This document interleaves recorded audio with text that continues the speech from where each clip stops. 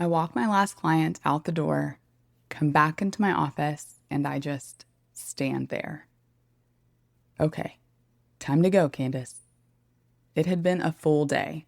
Not hard, just full. A few clients in the morning, admin hours squeezed into those open hours, and then 4 sessions back to back to close the day.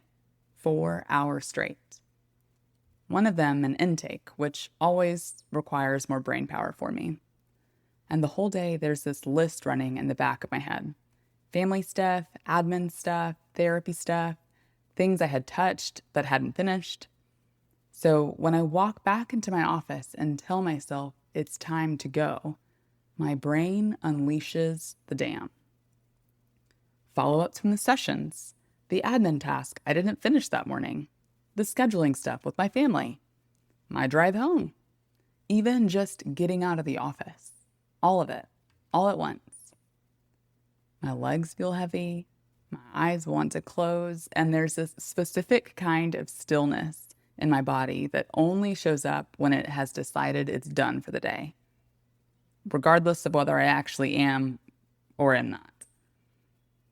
I go to close my blinds and start my routine of shutting down the office, and then I see my couch. You guys, it has never looked so inviting in my life.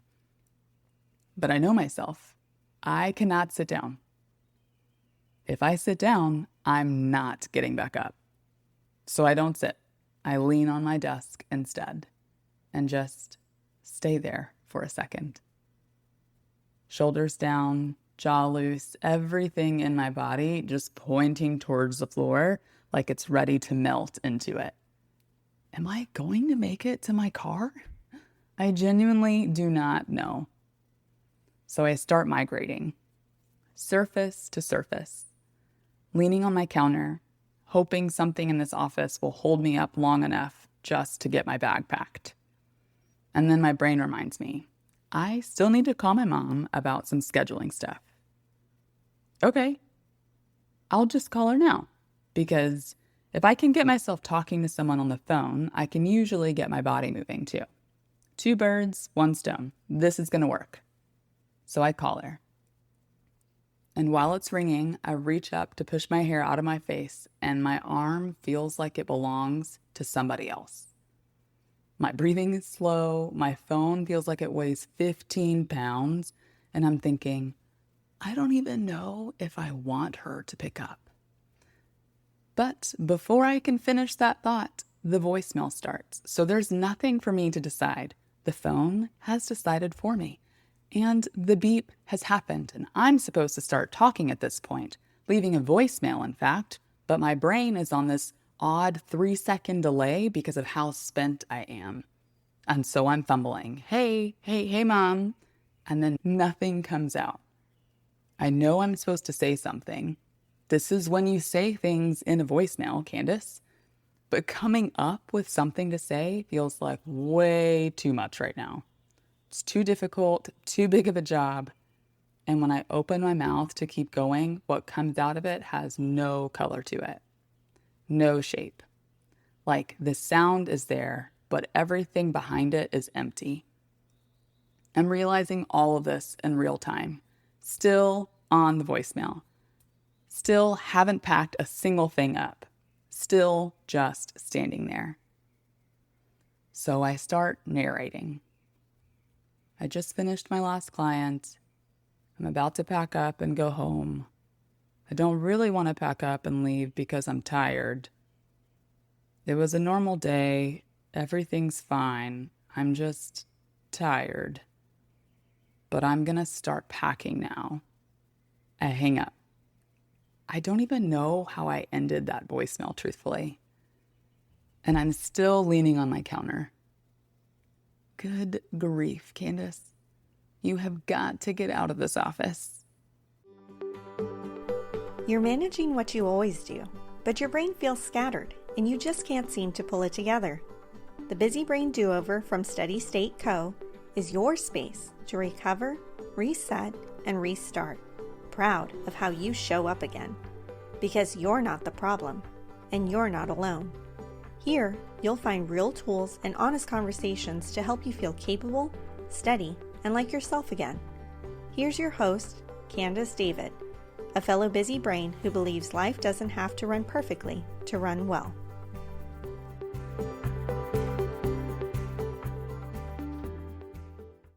This is usually where your brain turns inward. Not kindly. It sounds more like, why am I so tired? Nothing was even that hard today. And that question lands differently than regular exhaustion, because regular exhaustion makes sense. You pulled an all-nighter. You cleaned out and organized your entire pantry in a matter of 2 hours. You planned a month's worth of dinners for your family. You did something hard, and your body and brain know it. This is different. This is the kind of tired that doesn't have a receipt. And when you can't explain it, your brain goes looking for one. And the explanation it usually lands on is you. But not in a good way. More like, I should be able to handle a day like today. I don't see anybody else struggling with this. What on earth is wrong with me? But here's what's actually happening. Your brain has a processing budget. And every single input costs something. Every notification, every question, every decision, every transition between one thing and the next.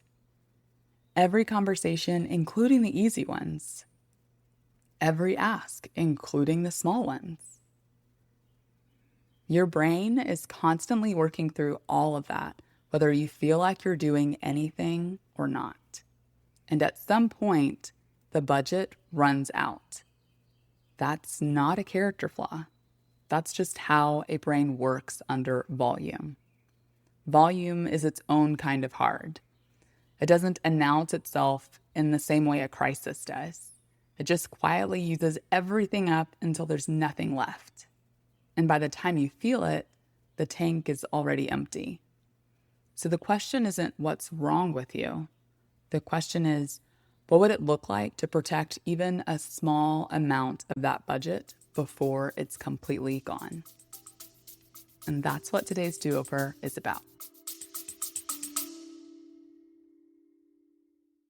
Before I walk you through the do-over for this moment, quick question. Are you driving, folding laundry, or doing like 12 other things while you're listening right now? Yeah, same. So instead of trying to remember everything from this episode, I made you a one-page do-over download.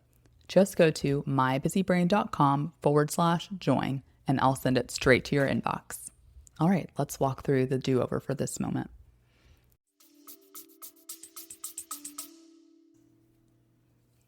We can't always eliminate volume. We often don't have control over how much comes our way. We can't always take things off of our calendar or make our months less full as much as we wish we could. And we certainly can't convince everyone around us to ask fewer questions, right? That's just not realistic. So where do we have room? Where is our area of influence? Where can we regain some ground within the context of our own day? We can build in a gap, an intentional gap, white space.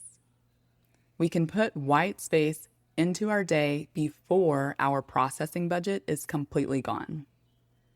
And the processing break do-over walks you through exactly that in 3 steps. Step 1, pick your transition window. Look at your day and find one transition you already make. Not a new thing, you guys. Something that's already happening. Maybe it's your drive home. Maybe it's the few minutes between finishing lunch and starting your afternoon. Maybe it's the walk from your car to your front door. Remember, you're already making this transition. So which is it, or where is it? That's your window. The white space fits best right before or after a transition you already make regularly, because I'm not asking you to create something brand new from scratch. I'm asking you to attach something small to something that's already there. So look at your day, look at your routine, and pick the transition window that would work best for you. Step 2, 5-minute pause. For 5 minutes inside that window, you're going to pause. And you're not going to take in anything new. No podcasts, no phone, no scrolling, no music, no conversation, even with yourself, if you can help it. We're not trying to think through the to-do list or solve anything. And we're not looking for productive silence. We're looking to create a gap. A moment that allows your brain to process what it's already been holding before we hand it anything more. It might help to close your eyes. Not if you're driving, obviously, that's not safe, but if you can, close your eyes and just be aware of what you're doing in that moment. As you become more grounded and connected to where you actually are, your brain will start to work through what it's been carrying up until that point. And just let it for 5 minutes. Step 3, notice what's different. When those 5 minutes are up, I want you to notice what's different. And be honest, because you're not going to feel transformed, okay? You're not going to finish the 5 minutes and suddenly the sky is bluer, the birds are chirping louder.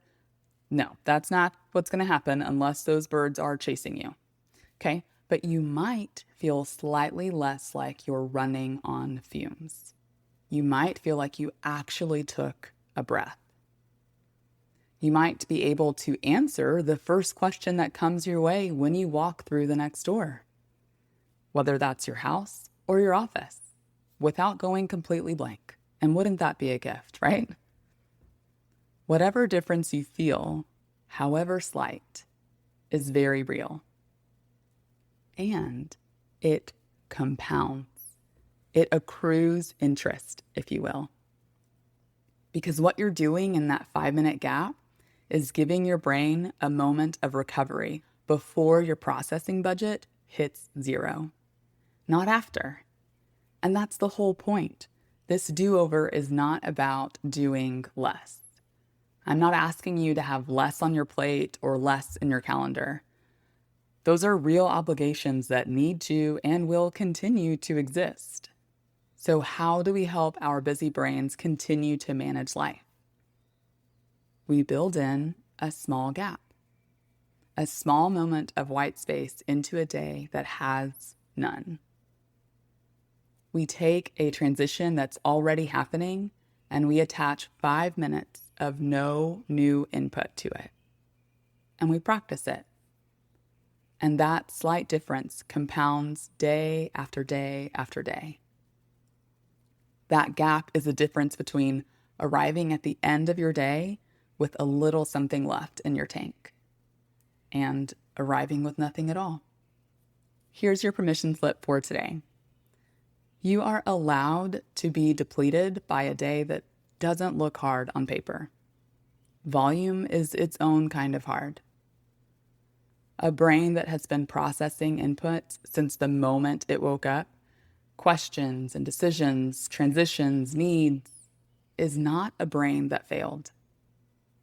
It's a brain that has been working all day in ways you can't see or even measure.